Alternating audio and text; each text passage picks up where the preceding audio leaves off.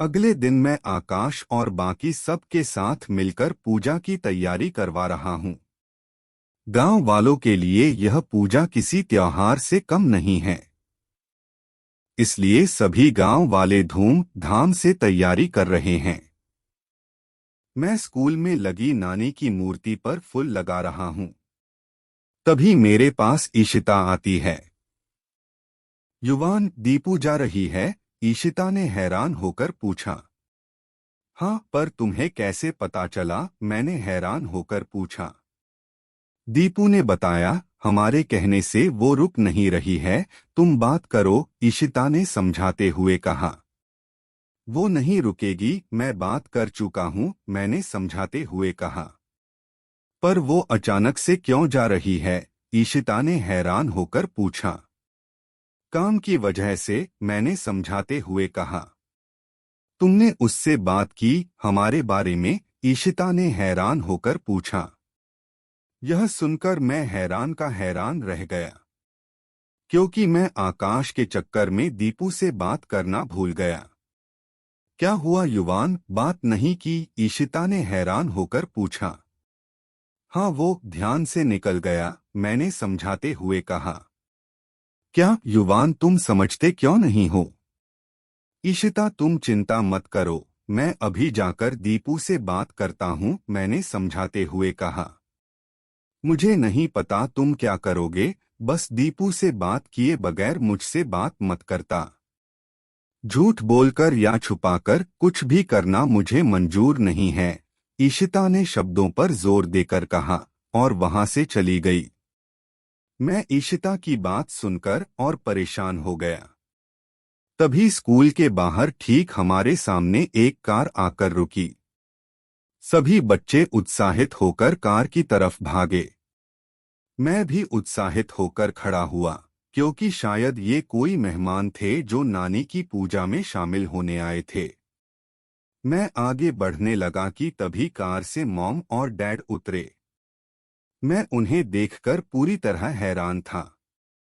दीपू मेरे पास आई और मुझे खींचकर उनके पास लेकर गई। मैंने डैड के पैर छूकर उनका आशीर्वाद लिया। डैड ने मुझे गले से लगाया और थोड़ा भावुक होकर पूछा, कैसे हो युवी? ठीक हूँ डैड, आप कैसे हो? मैंने मुस्कुराकर पूछा।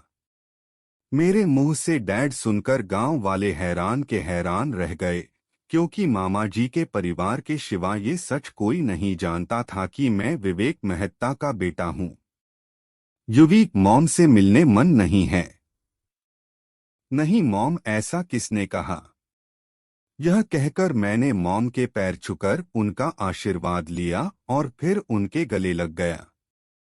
मॉम डैड इतने समय बाद अपने बच्चे से मिलकर भावुक हो बैठे। अंकल आंटी, गांव वालों से तो मिलिए, दीपू ने मुस्कुराकर कहा। क्यों, तू मिल चुकी है इनसे? मैंने हैरान होकर पूछा। यही तो लाई है हमें, मॉम ने मुस्कुराकर कहा। मुंबई से बुलाने वाली भी यही है, डैड ने मुस्कुराकर कहा। मतलब तुझे पहले से पता था? मैंने हैरान होकर पूछा। ऑफकोर्स, दीपू ने मुस्कुराकर कहा। युवी, हमें बाकी सबसे नहीं मिलाओगे? डैड ने मुस्कुराकर कहा। मैं मुस्कुराकर डैड को सबसे मिलाता हूँ। युवान ने कभी बताया नहीं कि वो आपका बेटा है? भैया ने हैरान होकर पूछा। युवी अपनी पहचान खुद बनाना चाहता है, इसलिए अक्सर अपने माता पिता के बारे में किसी को नहीं बताता, डैड ने समझाते हुए कहा। मॉम डैड, ये मेरे दोस्त आकाश और शिखा, मैंने आकाश और शिखा की तरफ हाथ करके कहा। ईशिता से तो मिलाओ, दीपू ने मुस्कुराकर कहा। ईशिता, ये नाम सुना सुना लग रहा है, मॉम ने शब्दों पर जोर देकर कहा। मैंने बताया था आपको ईशिता के बारे में, दीपू ने समझाते हुए कहा। पर ये बात मुझे समझ नहीं आई कि ईशिता के बारे में दीपू ने मॉम को क्यों बताया। सिर्फ दी के बारे में बताया? शिखा ने हैरान होकर पूछा। सॉरी, दीपू ने हल्का मुस्कुराकर कहा। ईशिता ने मॉम डैड के पास आकर उनका आशीर्वाद लिया। मामा जी और उनका परिवार कहाँ है? डैड ने थोड़ा हैरान होकर पूछा। वो अभी तक आए नहीं हैं, पर आने ही वाले होंगे, मैंने समझाते हुए कहा। आप दुर्गा देवी की बेटी है, उन्हें माला आप ही पहना दीजिए, एक बुजुर्ग व्यक्ति ने समझाते हुए कहा। हाँ क्यों नहीं, पारुल चलो, डैड ने मुस्कुराकर कहा। मॉम डैड बाकी सब के साथ नानी की मूर्ति की तरफ चले गए। मैं वही खड़ा रहा, तभी मेरे पास ईशिता आई। तुमने बताया क्यों नहीं कि तुम विवेक मेहता के बेटे हो? किसी ने कहा था मुझसे, जब तक मैं दीपू से बात नहीं करता तब तक वो मुझसे बात नहीं करेगी, मैंने समझाते हुए कहा। जो पूछा है वो बताओ, ईशिता ने शब्दों पर जोर देकर कहा। डैड बता चुके हैं, मैं अपनी पहचान अपने बलबूते पर बनाना चाहता हूँ, मैंने समझाते हुए कहा। इतने बड़े सुपरस्टार का बेटा एक गांव में? ईशिता ने हैरान होकर पूछा। ये सब छोड़ो और ये बताओ, तुमने मेरे मॉम डैड के पैर छूकर उनका आशीर्वाद क्यों लिया? मैंने हैरान होकर पूछा। ईशिता ने कोई जवाब नहीं दिया, शायद उसे अजीब लगा। मैंने उससे फिर से पूछा, तभी दीपू ने मुझे आवाज लगाकर बुलाया। मैं मुस्कुराकर अपने मॉम डैड के पास चला गया। कुछ देर बाद मामा जी और उनका परिवार भी वहां आ गया। मामा जी को छोड़कर बाकी सब ने मॉम डैड से अच्छे से बात की। मामा जी के बारे में मैं मॉम डैड को पहले ही सब कुछ बता चुका हूँ, इसलिए मामा जी के व्यवहार को देखकर उन्हें कोई हैरानी नहीं हुई। कुछ देर बाद पूजा शुरू होती है। गांव के बुजुर्ग लोग मुझे पूजा में बैठने के लिए कहते हैं। नहीं अंकल, मैं पूजा में नहीं बैठूंगा, मैंने समझाते हुए कहा। युवान, तुम नहीं बैठोगे तो कौन बैठेगा? भैया ने हैरान होकर पूछा। नानी की अपनी औलाद, मेरी मॉम, मैंने मुस्कुराकर कहा। लड़की अपने माँ बाप के लिए पूजा नहीं करती, मामा जी ने शब्दों पर जोर देकर कहा। क्यों? मैंने हैरान होकर पूछा। बेटा, हमेशा से ऐसा ही होता आया है, एक व्यक्ति ने समझाते हुए कहा। मतलब एक बेटी अपनी माँ की आत्मा की शांति के लिए पूजा नहीं कर सकती? मैंने शब्दों पर जोर देकर कहा। युवी, इस पूजा में उनका नाती बैठेगा तो भी उन्हें अच्छा लगेगा, मॉम ने समझाते हुए कहा।